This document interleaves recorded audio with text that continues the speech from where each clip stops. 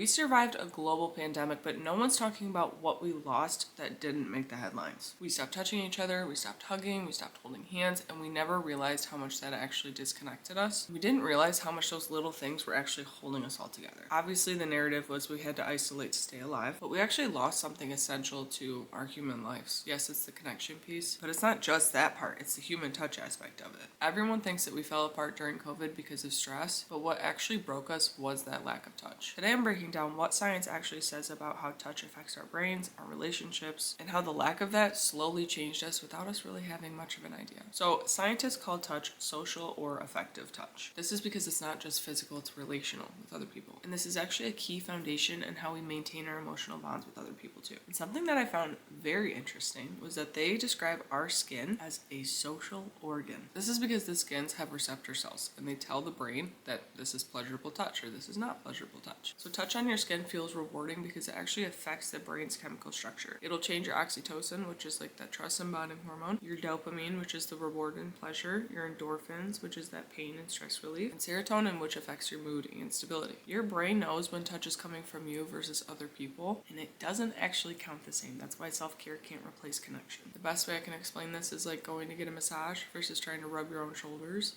It hits different. But when we lost these things, like even just sitting close to people next to each other, hugging them, hand holding, any of those things, when we lost that during COVID, our bodies picked that up. Our bodies noticed it. Maybe our mind doesn't because it's very casual touch. Our bodies did pick up on that, and we are forever changed from that. Research shows that how much touch we actually allow our bodies to receive will directly impact how emotionally bonded we are. And what we know is that touch affects cortisol. So in both humans and animals, both physical touch and like things like grooming is actually proven to reduce stress and will actually console us after traumatic events, and it maintains social stability. This is why in humans, when you're stressed out, you're freaking out, you don't want advice, you want a hug. Like sometimes, yes, you want to talk it out, but sometimes all you need is just is that pressure of someone else of being like, hey, I got you.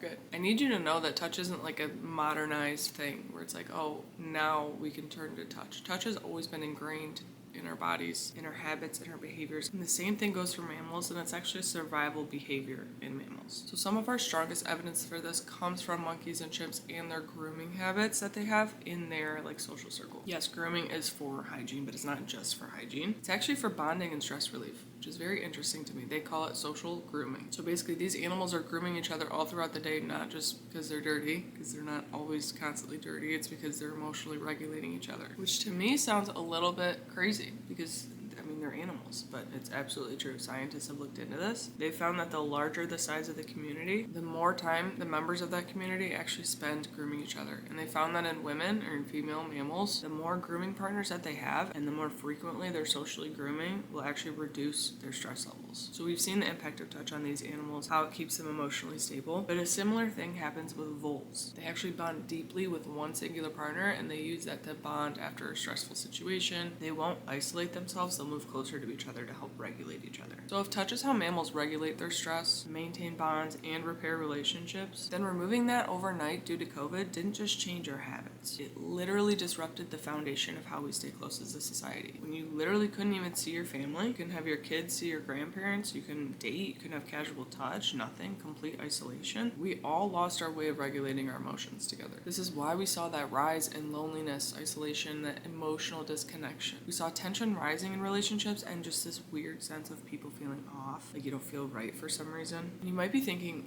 we came so far since COVID, it's been years. But this is still relevant today because we can take the knowledge of what we've been through and kind of zoom out, see that right now we're very connected by social media, but it's online, like it's not in person. We're the most connected generation in history, and we are the most touch deprived. That's not a coincidence. We're spending all of our time on our phones, and those little small moments, the getting up off the couch and going to kiss your husband when he gets home from work instead of continuing to sit on your phone or doing whatever you're doing, that pause to be intentional in our touch is what changes the grander picture in your life. The fact that we do have the highest reports of loneliness means that connection through your screen is not what we need to build a better life. The digital connection that you have with your phone is not a real connection. It's not that human interaction that we need, and I think a lot of us have replaced that with our phones because it's easier. It's so much easier to sit on your phone and tune out the day than to repair things at home or to think about that thing from work or bond on a different level that's not just zoning out and scrolling.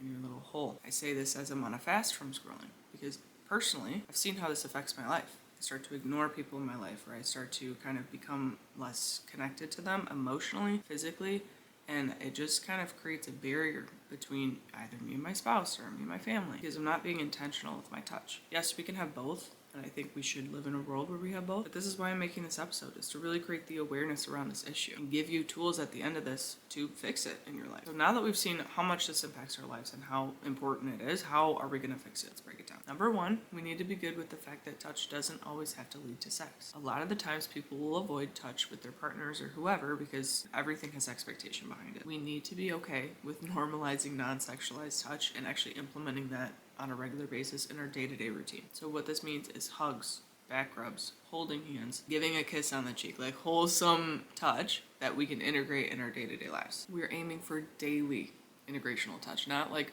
a 30-minute extravagant thing that we're only going to do, once a quarter of like, hey, I gave you this amazing back massage. That's great and all, but these small moments are what I'm talking about and what we're looking for. So that leads me into number two, where we're going to create little rituals basically of every single day things that you can kind of implement into your life. Examples of this could be like a 5-minute back massage before bed, or instead of sitting on opposite sides of the couch, sit right next to each other, sit on top of each other, like cuddle and enjoy your presence with each other. Maybe it looks like really enjoying your show together and putting your phones down and just being in that presence together instead of being distracted with 3 million different things. Another example of this is hugging in the morning before you pick up your phones. Just simple things like this. And it's about the consistency, not about the intensity or how much you did. It's about implementing those little things. Number three is a very interesting one, and I'm going to kind of challenge you with this one a little bit, to use intentional touch during stressful moments and not after. This means touching when you're overstimulated, you're anxious, or you're angry. And this doesn't mean like, oh, let me like hug all over you, whatever. I feel like that's not really what I'm talking about, but laying down and receiving a scalp massage or a foot massage, or just giving each other a hug while you're fighting or whatever. Like, it goes against every instinct in your body to do that. But when you do that, it actually tells your nervous system that you're safe because it pulls you out of that fight or flight mode. And it also helps you to think clear and more rationally. Number four, I want you to rebuild your touch even if it feels awkward. A lot of people struggle with this for sure. I think people are just uncomfortable with kind of initiating that if you haven't been doing it for a long time. I would start very small, very microscopic, and communicate your needs with your partner. If you want more hugs during the day, ask them for help. Be like, hey, I want to start implementing this more. If you want a back scratch before bed, ask them for one. Give them one. Like, just start talking about it. And number five, I want to specifically hit on parents and babies with this one, but this applies to everyone really, because touch is so essential for every single age. That skin-to-skin contact, the cuddling, it's essential for regulation. And studies actually show that babies that are underweight, they gain weight faster when they receive skin-to-skin versus the babies that don't. So it just goes to show you the power of touch, the impact it has no matter what age you are. So all of this to say is that touch is essential in our lives, and we were not meant to do this alone. We were not meant to regulate alone. And your healing does not require grand gestures. It's all about the small intentional moments. I'm going to challenge you to sit closer to someone today, to hug someone today, and to start choosing connection. And if this episode resonated with you, share it with someone you love, maybe someone you have not hugged in a while. I hope you guys enjoyed this one, and I will see you next time.